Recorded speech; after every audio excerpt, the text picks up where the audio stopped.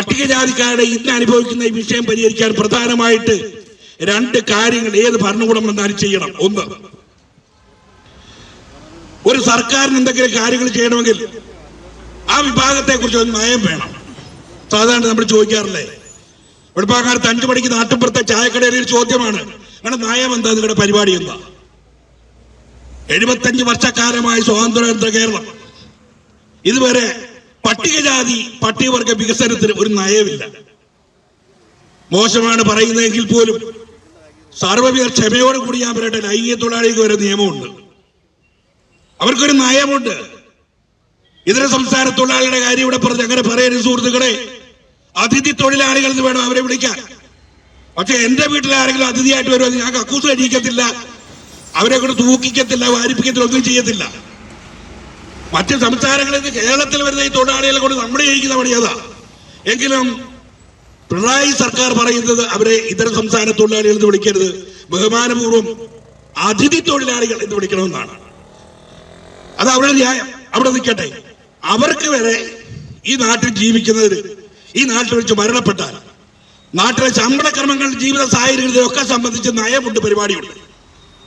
ഇന്നേ നാട് വരെ കേരളത്തിലെ പട്ടികവർഗക്കാരന് ഒരു വികസന നയമില്ല എന്നുള്ളതാണ് ഏറ്റവും വലിയ ഗതികേട്. ആ വികസന നയമുണ്ടെങ്കിൽ അതിൽ ഊറ്റി പിടിച്ചുകൊണ്ട് മാത്രമേ ഇവിടെ പലരും പറഞ്ഞ പരിതാപനങ്ങൾക്ക് പരിഹാരമുണ്ടാകൂ. ആ നയമുണ്ടാകണം. രണ്ടാമത്, കേരള സംസ്ഥാനത്ത് ബഡ്ജറ്റ് അവതരിപ്പിച്ചാൽ ഏറ്റവും കൂടുതൽ ഫണ്ട് മാറ്റിവെക്കുന്ന ഒരു വകുപ്പ് പട്ടികവർഗ വികസന വകുപ്പ്. നിങ്ങൾ പരിശോധിച്ചു നോക്കൂ.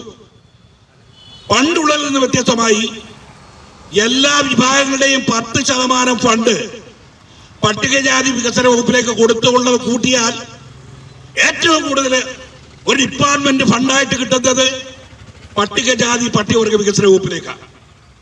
എന്റെ പൊന്ന സുഹൃത്തുക്കളെ, ആ പട്ടികവർഗ വികസന വകുപ്പിൽ അത് ആഡിറ്റ് ചെയ്യുവാൻ സാധാരണ പ്രിലിമിനറി ആയിട്ടുള്ള ഒരു കോഓപ്പറേറ്റീവ് JTC പാസ്സായ ഒരാൾ പോലും എന്തൊരു വിരോധാഭാസമാണ്.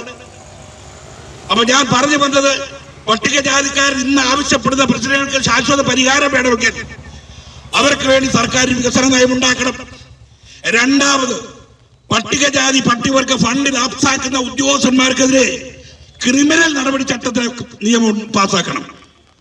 ആ ഫണ്ട് വകവയ്ക്കുകയോ ലാപ്സാക്കി കളയോ ചെയ്താൽ ശിക്ഷാർഹമായ കുറ്റകൃത്യമായി പ്രഖ്യാപിക്കുകയും ജയിൽവാസമടക്കം സർവീസിൽ നിന്ന് ഡീപ്രമോട്ട് ചെയ്യുന്നതടക്കം ടെർമിനേറ്റ് ചെയ്യുന്നതടക്കമുള്ള നിയമ നടപടികൾ വന്നാൽ ഈ പാവത്തങ്ങളെ കോടിക്കണക്കിന് രൂപ ലാപ്സാക്കി കഴിയുമ്പോൾ നേരത്തെ എന്റെ പൊന്നു പെങ്ങൾ പറഞ്ഞതുപോലെ ഈ ലംസഗ്രാൻഡ് ടൈമൊന്നും കിട്ടിയില്ലെന്ന് പരിദേവിക്കേണ്ട ഒരു കാര്യവും വരത്തില്ല. ഇത്തരത്തിൽ നിയമനിർമ്മാണങ്ങൾ നടത്തി ഈ പ്രശ്നങ്ങൾ പരിഹരിക്കണം. സാമൂഹ്യനീതി കർമ്മസമിതി ഇത്തരമൊരു ധർണാ പരിപാടി നടത്തി